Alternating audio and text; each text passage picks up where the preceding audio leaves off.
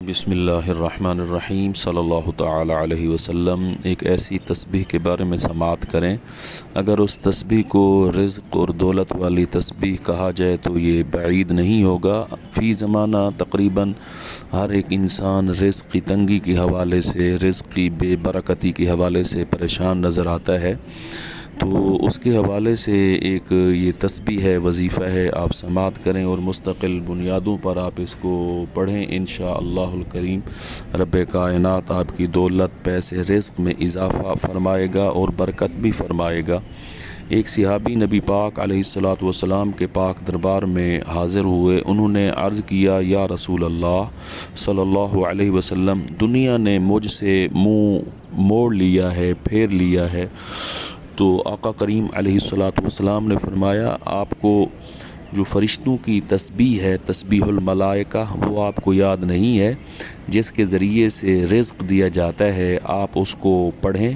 صبح صادق کے بعد، یعنی فجر کی اذان کے ٹائم کے بعد اور نماز پڑھنے سے پہلے آپ اس تسبیح کو پڑھیں۔ اللہ کریم آپ کو رزق کی فراوانی عطا فرمائے گا۔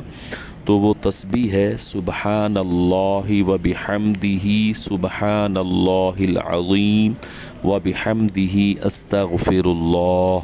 دوبارہ سماعت کریں، سبحان اللہ و بحمدہ، سبحان اللہ العظیم و بحمدہ استغفر اللہ۔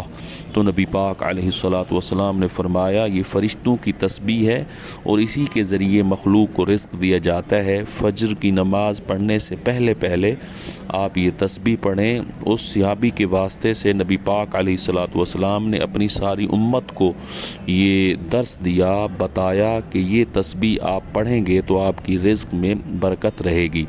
تو کچھ دنوں بعد وہ صحابی واپس آئے تو انہوں نے عرض کیا، یا رسول اللہ صلی اللہ علیہ وسلم، اس تسبیح کی برکت سے میرے پاس اتنی دولت آئی ہے، اب میں سوچنے پر مجبور ہوں کہ اسے کہاں اٹھاؤں اور کہاں رکھوں، اتنی فراوانی ہو گئی۔ تو سامعین کرام، اس تسبیح کو آپ ریگولر پڑھیں اور اللہ سے دعا مانگیں، اللہ کی رضا کے لیے یہ تسبیح پڑھتے رہیں۔ انشاءاللہ رزق، مال، پیسہ کبھی آپ سے ختم نہیں ہوگا۔ اللہ کریم سمجھنے کی اور عمل کی توفیق عطا فرمائے۔